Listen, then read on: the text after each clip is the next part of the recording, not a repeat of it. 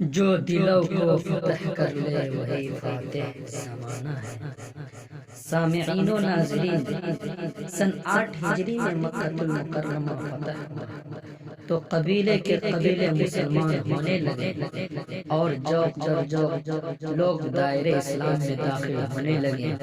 یہ وہی مکہ ہے جہاں کے باشندگان کے ظلم و ستم سے تنگ آ کر حضور اکرم صلی اللہ علیہ وسلم اور آپ کے صحابہ اکرام کو مدینہ ہجرت کرنی پڑی۔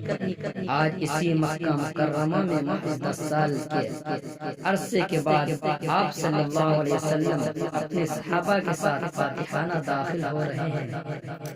یہ سب کچھ محض فضل خداوندی حضور صلی اللہ علیہ وسلم کی اور آپ کے صحابہ اکرام کی شب و روز کی محنت، جد و جہد تبلیغ دین کی راہ میں پیش کی گئی بیش بہا قربانیاں اور خصوصاً آپ کے اخلاق کریمہ کا نتیجہ تھا۔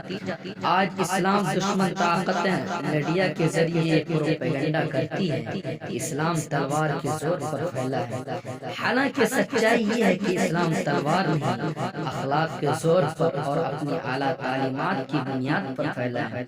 جس تلوار نے دنیا کی انسانوں کے دلوں کو فتح کیا وہ لوہے اور فولاد کی بنی ہوئی نہیں تھی، وہ تو اخلاق محمدی کی تلوار تھی، اور وہ عمدہ اخلاق یہی تھے: ظالموں کو معاف کر دینا، ذاتی انتقام نہ لینا، گھر والوں کے ساتھ شفقت کا معاملہ کرنا، باہر والوں کے ساتھ حسن سلوک سے پیش آنا، غریبوں کی مدد کرنا، محتاجوں کی خدمت کرنا، بیماروں کی مجاز پرسی کرنا، بیواؤں کی خبر گیری کرنا، یتیموں کا سہارا بننا اور انسانیت کی خدمت کے لیے خود کو وقف کر دینا۔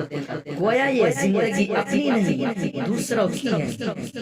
یہ ساری اچھی خوبیاں اور اعلیٰ اخلاق مکمل طور پر آپ صلی اللہ علیہ وسلم کے اندر موجود تھے۔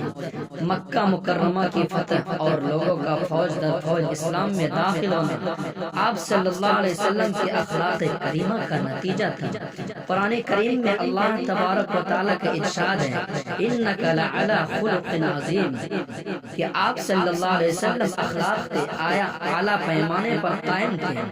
جب مکہ مکرمہ فتح ہوا اس موقع پر سارے مجرمین جو آپ کو طرح طرح کی تکلیفیں دیا کرتے تھے، وہ لوگ جو حضرت سمیہ رضی اللہ تعالیٰ عنہ کے قاتل تھے، حضرت بلال کو تپتی ریت پر گھسیٹنے والے تھے، حضرت عمار بن یاسر رضی اللہ تعالیٰ عنہ کو، حضرت خباب بن ارد کو انگاروں پر لٹانے والے، اور حضور صلی اللہ علیہ وسلم کی بڑی صاحبزادی حضرت زینب کو نیزہ مار کر اونٹ سے نیچے گرانے والے اور ان کو شہید کرنے والے تھے۔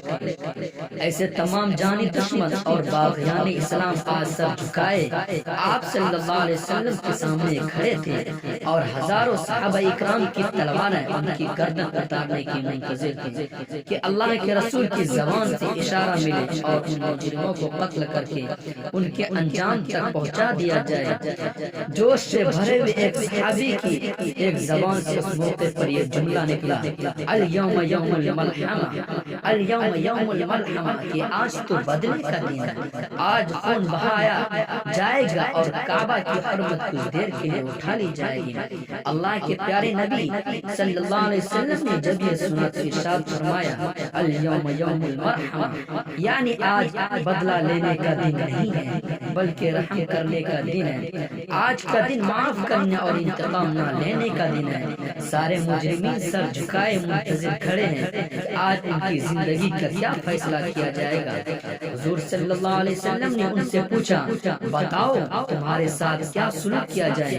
انہوں نے کہا: آپ شریف باپ کے شریف بیٹے ہیں اور کریم بھائی ہیں۔